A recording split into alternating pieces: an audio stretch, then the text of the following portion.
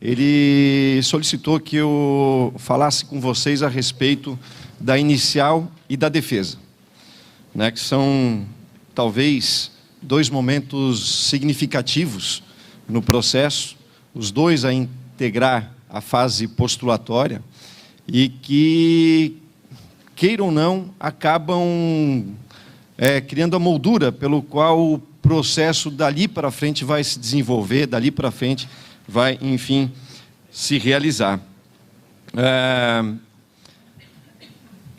Falar de inicial e defesa, no CPC 2015, eu acho que ele implica um olhar novo, um modo diferente de a gente examinar esses dois institutos jurídicos, esses dois arranjos, né, que são a petição inicial e a contestação, né? E por que isso?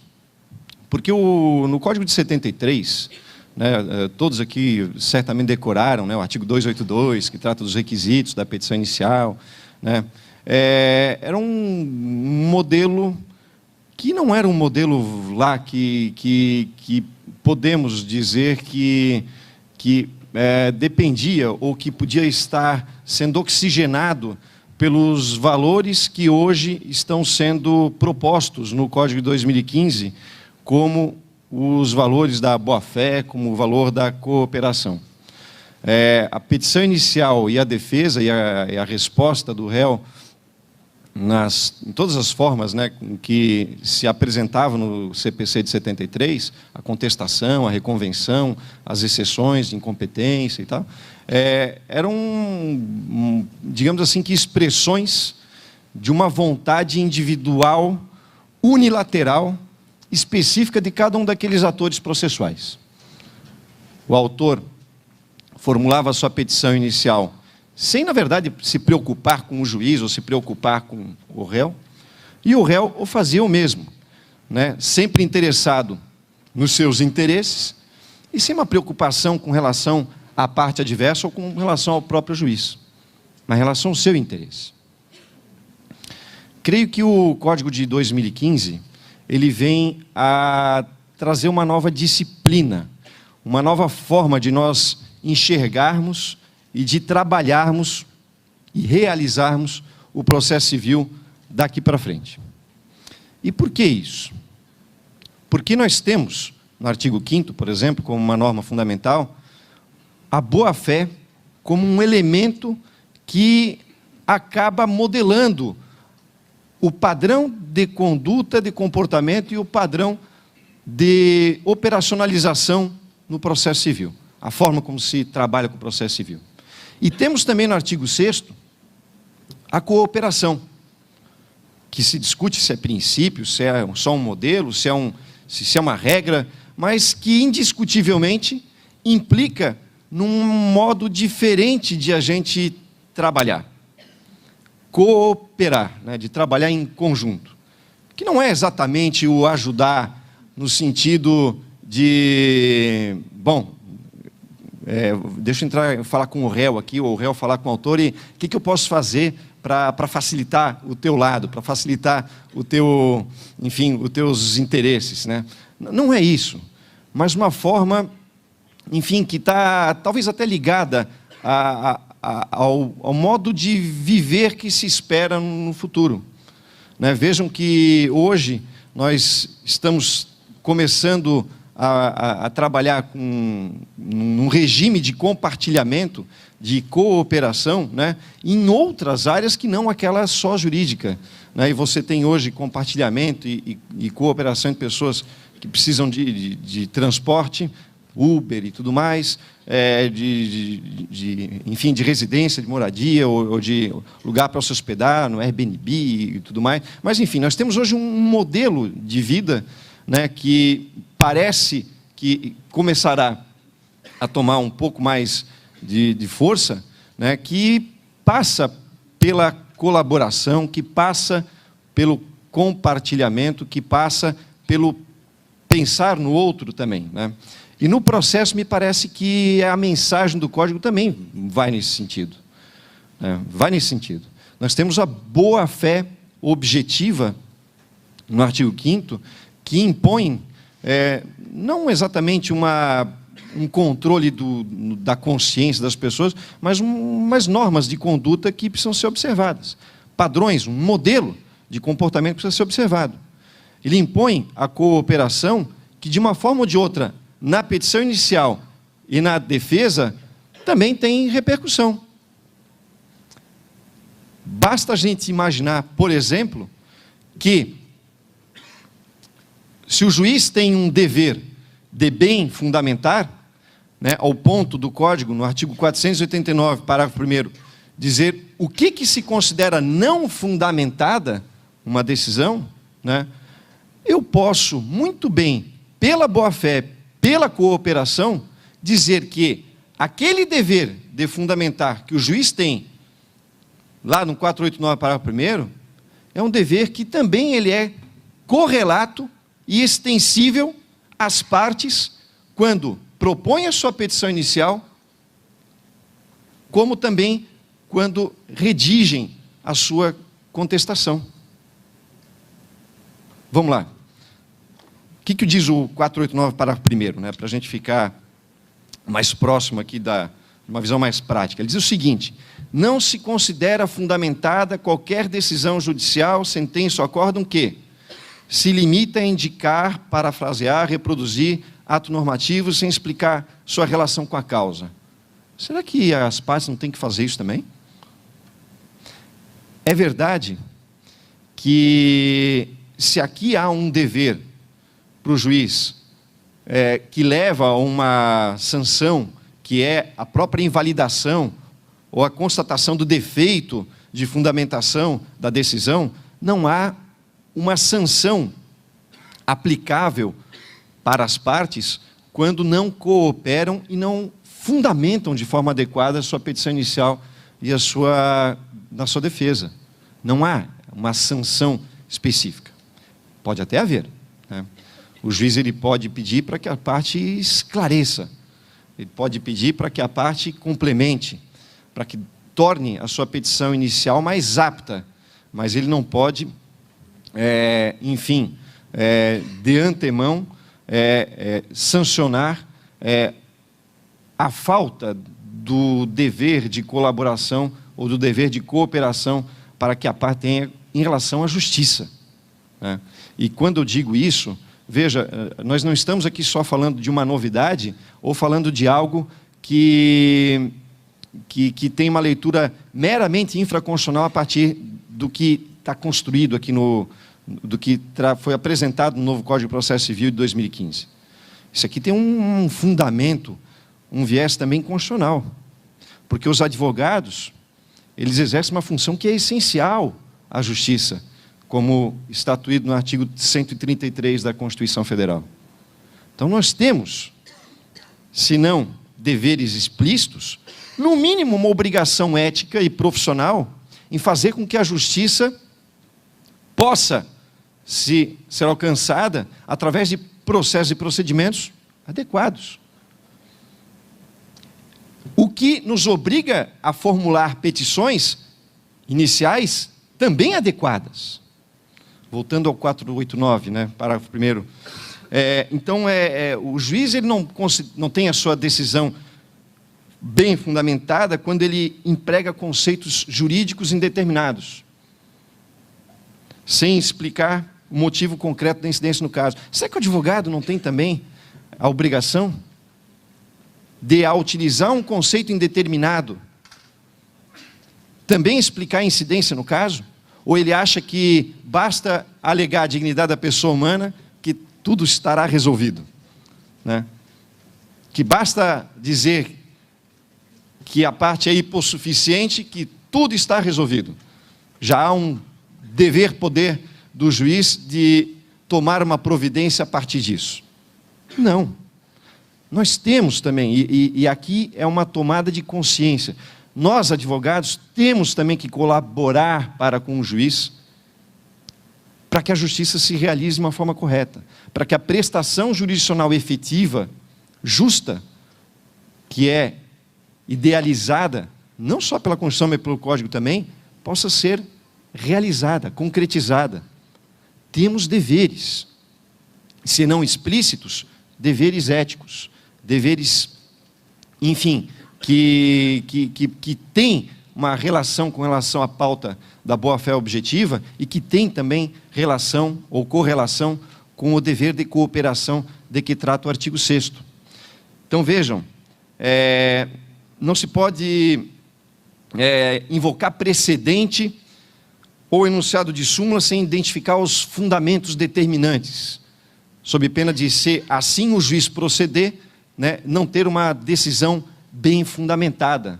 Será que nós também não temos a obrigação, como advogado, na petição inicial e na contestação, de apresentar os precedentes de uma forma correta, apresentando as razões determinantes que formam e dão sentido ontológico ao precedente? A gente às vezes está acostumado a fazer o quê? Pega uma ementa, né? Joga a ementa ali no negócio, coloca a luz naquilo que a gente quer, tira a luz daquilo que a gente não quer, né? E é assim que fazemos. Mas será que é o caso de a gente continuar trabalhando nessa perspectiva, se a gente tem uma ideia de talvez implantar um sistema de precedentes aqui no Brasil? Não um sistema de precedentes lá do direito da common law, porque o daqui não tem nada a ver com o de lá, né? Mas mesmo que um sistema diferenciado, um sistema onde a jurisprudência se torne íntegra, seja respeitada, coerente, estável, será que os advogados, ao elaborarem a petição inicial e as suas contestações, não têm também que contribuir nesse sentido? Penso que sim. Apesar de não termos sanções para o descumprimento desse dever direto, né, porque o Código de Processo Civil ele sanciona o ato de má-fé, mas não o ato que falta, onde se falta boa-fé. Nós temos sim que começar enfim, a nos preocuparmos com isso. Nós precisamos olhar de um modo diferente a inicial, olhar de um modo diferente a defesa. Saber que quando a gente tem que, enfim, trabalhar com um precedente,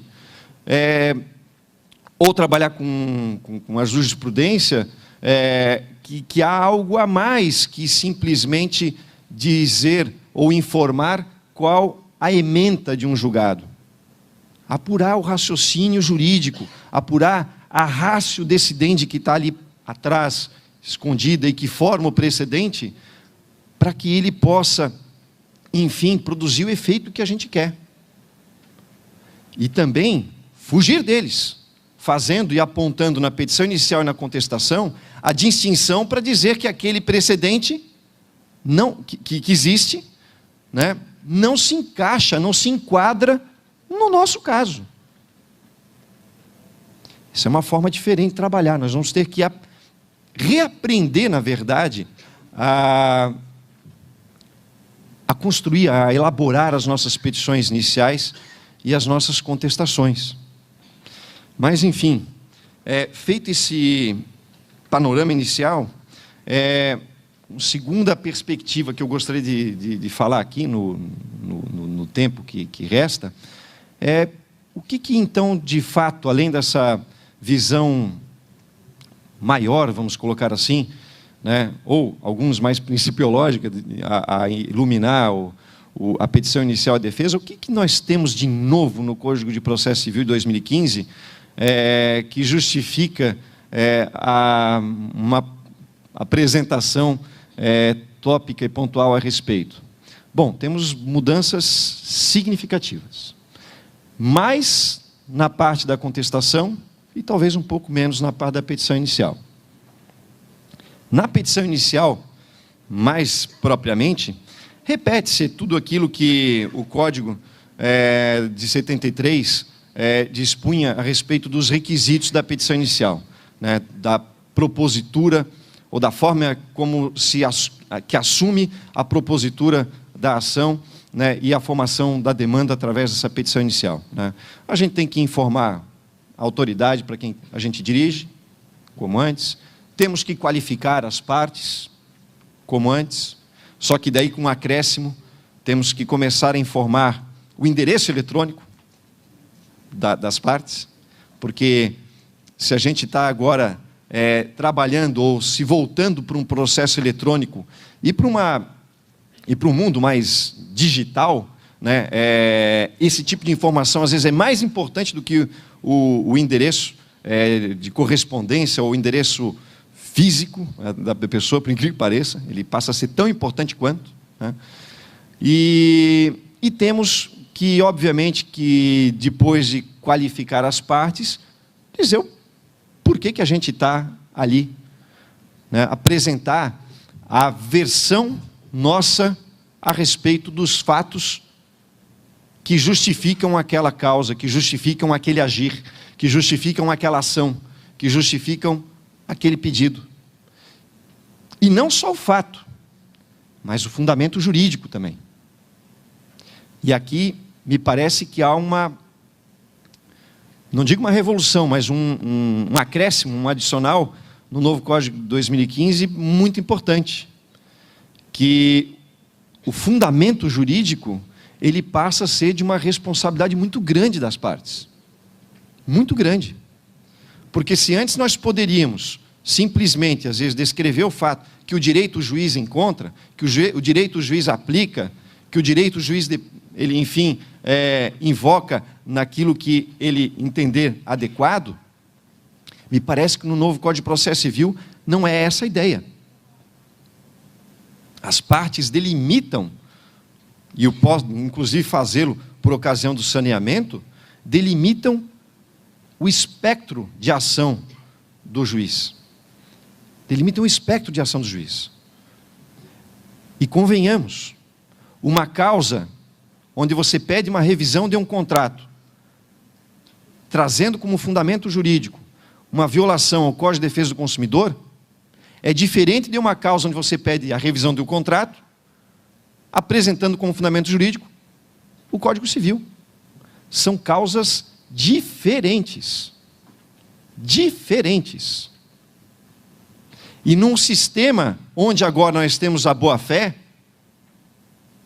objetiva como um vetor que organiza e que conforma o processo, vejam só, nós temos que ter a consciência de bem levantar esses fundamentos jurídicos, esses fatos na petição inicial na defesa, sob pena depois de não podermos fazê-lo, sob pena de ocorrência de um venire contra factum próprio, ou de uma suprécio, por criar uma expectativa através da omissão na parte contrária, que nos impede de vir a agir de um modo diferente, contraditório.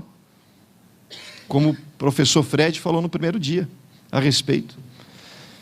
Vejam, portanto, que isso muda um pouco a forma de a gente enxergar e a petição inicial e a própria defesa, né? E deixa um pouco de lado aquele modelo providencialista, paternalista, que espera do juiz, para dar um pouco mais de uma maior responsabilidade para os advogados das partes na construção, na elaboração da petição inicial da defesa.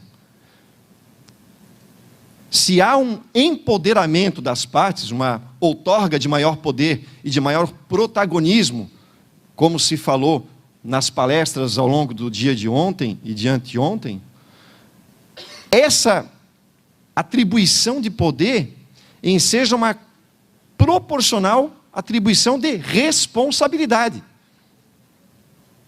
Responsabilidade que é nossa, dos advogados. Ainda na petição inicial, temos, enfim, já o Código de 73 já falava de pedido certo e determinado, mas eu diria o seguinte, agora isso foi potencializado com o regime dos honorários de sucumbência. Você não pode mais ficar, por exemplo, formulando um pedido no sentido de requerendo, por exemplo, a condenação em danos morais em R$1 milhão, né? Porque se o juiz der R$100 mil de condenação, isso pode gerar uma sucumbência superior ao próprio valor da pretensão atendida.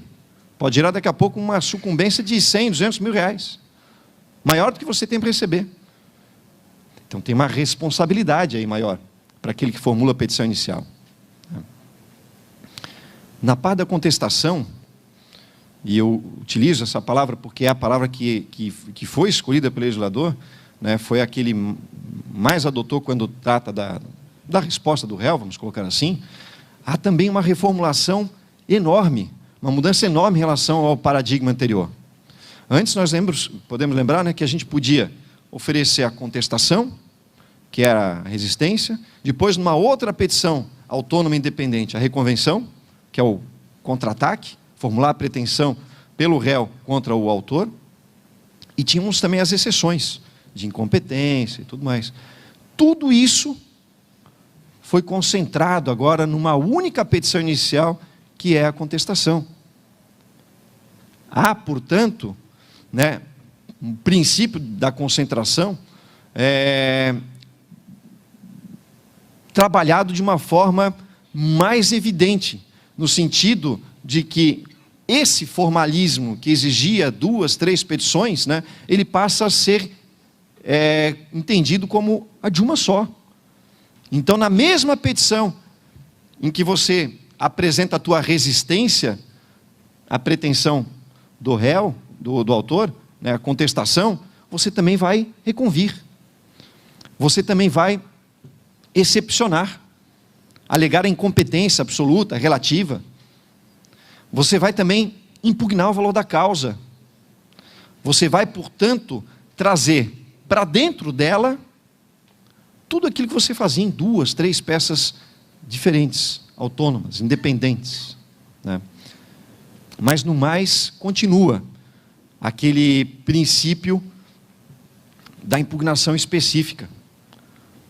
O réu, na contestação, ele tem que impugnar todos os fatos articulados pelo autor, sob pena de, em não o fazendo, poder ocorrer presunção de veracidade. Continua também entre nós o princípio da eventualidade. O réu, na contestação, precisa alegar tudo aquilo que ele pode alegar em contraposição ao pedido do autor. Tudo aquilo. Vejam, portanto, que há sim uma repetição da forma, uma repetição de alguns princípios que informam a petição inicial e informam a contestação, mas há sim uma nova forma de enxergar a construção dessa petição inicial, de enxergar a forma como nós elaboramos uma contestação. E essa talvez seja a mensagem principal que eu gostaria de dar a vocês, né? Temos, a partir dessa redistribuição das atividades entre os sujeitos processuais, nessa redistribuição da participação do juiz, da participação do advogado à parte, na atividade processual, também uma correlata distribuição de responsabilidade que nos obriga, na inicial, na defesa, a trabalhar bem, a fundamentar de forma adequada, a pedir de forma coerente, de forma certa, determinada. Enfim, agirmos, sim, com defesa ou na defesa do interesse próprio, mas inspirados também por um sentido de colaborar para que tenhamos, né, uma justiça muito mais rápida, muito mais adequada e, enfim, muito mais efetiva, né?